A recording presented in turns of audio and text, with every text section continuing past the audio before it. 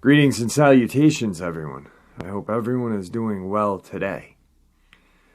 This possibly will be the first of two uploads for today. I am a little bit later on going to be talking to a gentleman in regards to a Dogman encounter that happened on a Marine base.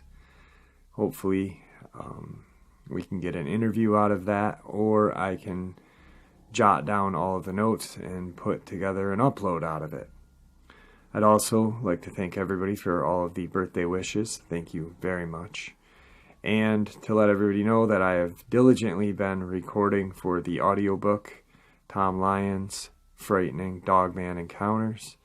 I will let everybody know when that drops.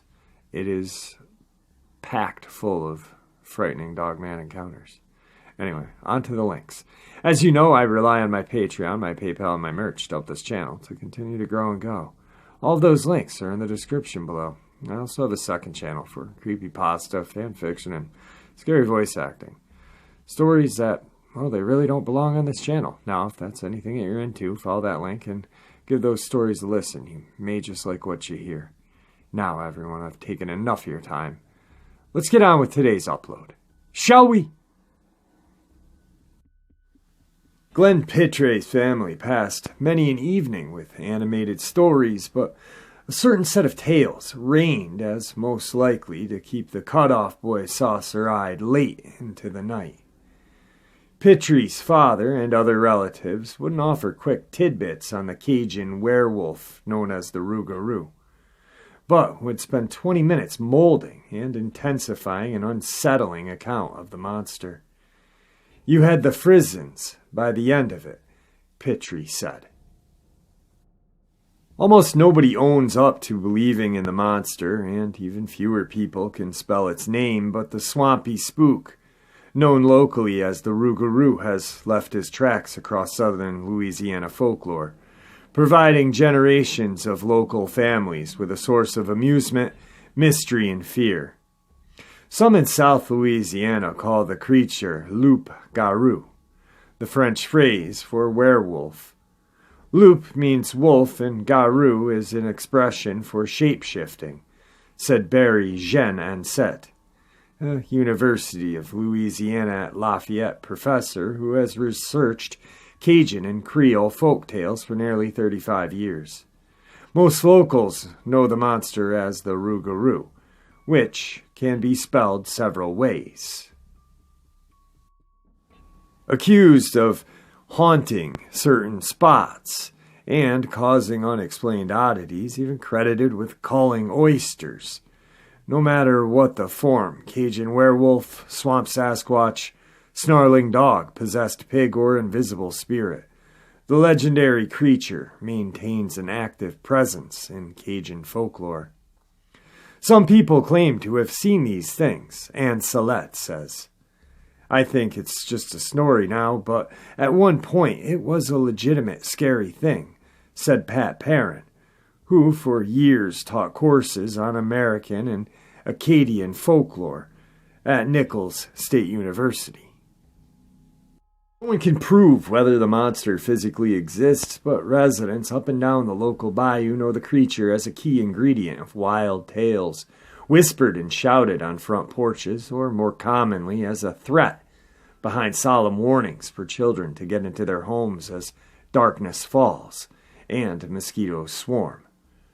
Tricia Hutkins, a Thibodaux resident, said while growing up in LaRose, her family frequently warned her to head home at dusk to avoid the desperate claws of the Rougarou. They would say to go home before the Rougarou gets you, Hutkins said. We just knew about it, just a part of life. Wenceslas Bellet, an Isle of Jean Charles resident, said the stories worried him as a child, but not anymore. They had some Rougarou back in the old days, usually during the full moon, Bellet said. I never did see one. And he still doesn't want to, he adds. The creature has even embedded himself into local lingo. When Juliet Henry of Huma spends the restless night tossing and turning in her bed, she tells people, "I made the Rougarou all night." Like a lot of the Terrebonne and La Fourche residents, Henry grew up hearing older family members use the phrase, and now her own children make the Rougarou on sleepless nights as well. Some locals also use the word to describe a person who carouses at night, roaming in a rowdy fashion. Faire loup de grue, or el Rougarou, means to stay up late at night and run around causing a disturbance, according to Louisiana folklore. Werewolves surface in folklore across the planet, but as in food, music, language, and tradition, French-speaking Louisiana created its own version. In Louisiana, you have an entirely different take on it, Perrin said. South Louisiana Rougarou stems from traditional European werewolf lore, but the local version of the creature seems less brutal and vicious than those of Europe, Perrin said.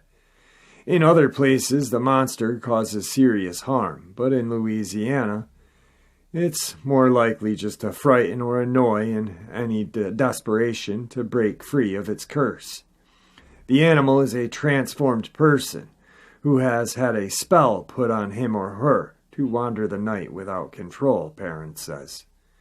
To be free of its spell, the Rougarou must pass the curse to another by provoking that person to draw blood, she says.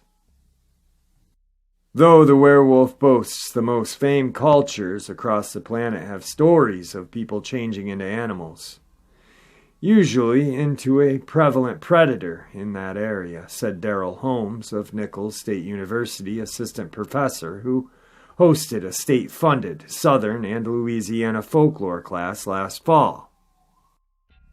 For example, were-people in Africa turn into leopards, and in South America, jaguars. In Terrebonne and La Fourche, people usually describe the Rougarou as a werewolf-like creature, often a man who permanently becomes a dog or changes back and forth.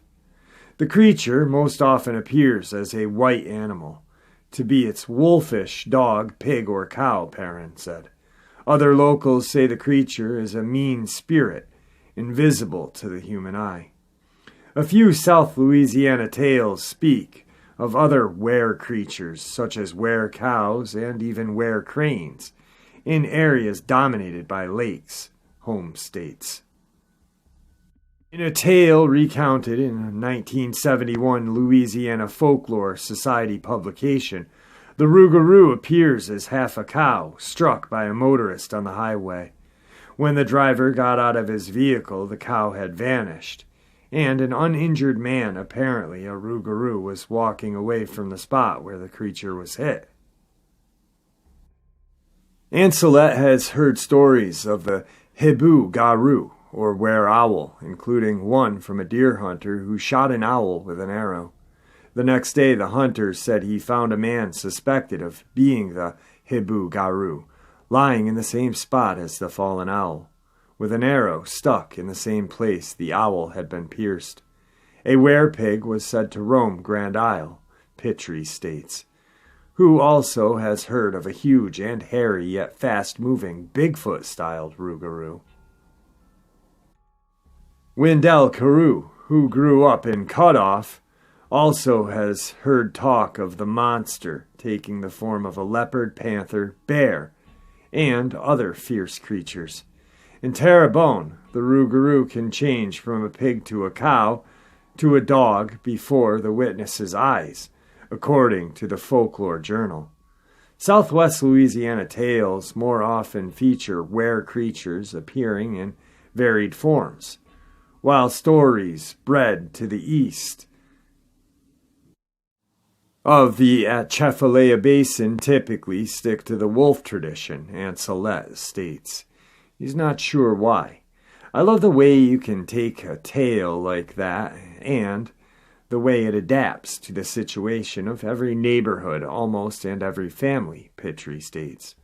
In some places, people will point out a certain tree or other place where the creature has appeared. It's very specific to the locale.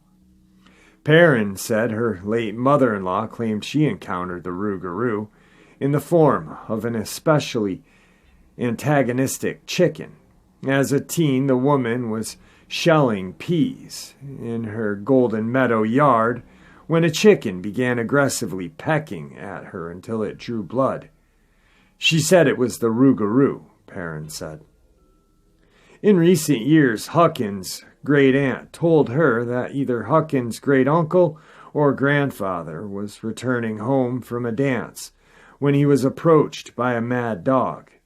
When he pulled out a pocket knife and cut the dog, the animal turned into a man and ran off.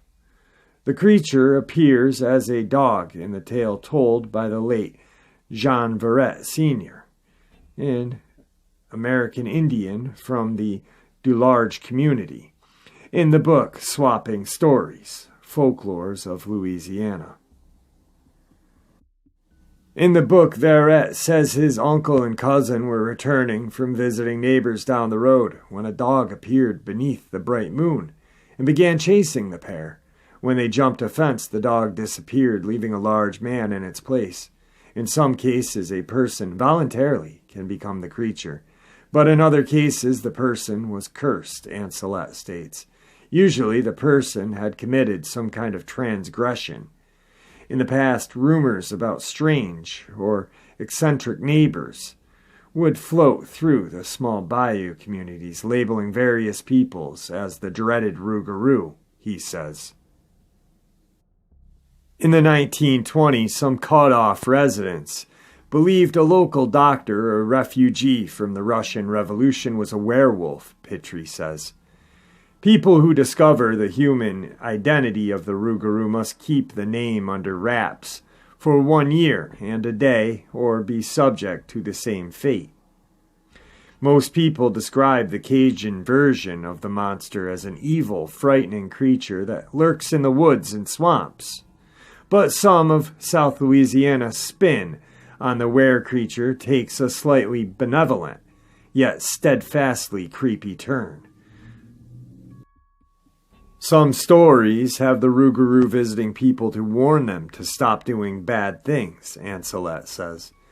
In the book Swapping Stories, Petrie and his father, Lawoon Petrie Sr. of Cutoff, share similar yarns about a somewhat helpful beast with an appetite for shellfish. The tale was passed among oystermen working around Bayou Lafourche, including Louisiana'S Petrie oyster fisherman's father. The loup de gros encounter took place in the time when fishermen culled oysters, wrenching them into clusters from the water's bottoms and using a small hatchet to break the clusters into single oysters. At night, the fishermen would camp near the water, often telling stories to pass the time. One night, an old oysterman said he kept hearing something at night in our oysters. The group listened and heard nothing. Then another fisherman said he heard noises in the skiffs. One after another, the men started hearing noises until the group was sure the sounds had to be coming from someone calling their oysters, Louisiana'S Petrie says in the book. They could tell no other boats had come, Glenn Petrie explains in his version of the story. There was no other house for miles around. It was open water. The next day, the fishermen found the skiff filled with culled oysters. After this happened multiple times, a brave young fisherman hid in the boat one night to get a look at the creature. He saw what looked like a shadow, some kind of apparition, Louisiana'S Petrie says in the story. The young man whacked the creature with a push-pole, causing it to disappear. In Glenn Petrie's version, the creature always eats half the oysters he culls. Holmes said she is fascinated with how Cajuns transformed the bloodthirsty werebeast found in other cultures into the helpful creature described in the Pitry story. She said she thinks the change is a reflection of the warm, welcoming Cajun culture. However, Glenn Pitry said he wouldn't call the Loup-Garou friendly, and most stories describe an ominous figure. A gory version of the creature appears in the lore brewed in the Chavannes area, according to the 1970 Louisiana Folklore Society publication. The Rougarou is a werewolf-type being who kidnaps little children at nighttime and cuts them into little pieces for fish or crab bait, the story goes. John Verrett Jr. of Dularge said he remembers his family and other American Indians in the area using the creature to keep children in check. Several locals say they weren't traumatized by the Rougarou, but frightened enough to heed their relatives' warnings. "Oh, sure, we were scared," he says. "We were little kids. As little kids, we felt we shouldn't mess with it because it was supernatural." An offshore captain also invoked the Rougarou to impress the seriousness of a task on Pitry and his co-workers, warning them to do the work or be at the mercy of the monster. A Rougarou or devil even meted out punishment on an infamous character in Galeno, a man known as Mr. Payan, which translates to Mr. Stupid in Louisiana French. According to the story in the Folklife publication, according to local legend, as his punishment for cursing a Rougarou or the devil came to the man while he was sleeping and dragged him from his bed and out into the marsh. 3 days later, Mr. Stupid reappeared, smattered with bruises and scratches. Evil or helpful, the sinister creature has benefited South Louisiana'S by helping them to continue the culture that created him. The Cajun culture is perpetuated by people who are proud of their heritage, and they find opportunities to pass information from one generation to another, Perrin said. Stories, even those of a menacing Rougarou, help younger generations grasp and revel in their heritage, she says. Maybe that's why in most lore the creature never really disappears, but passes its spell on to another. Locals insist on keeping the Rougarou alive, revving some of the tales for their own children.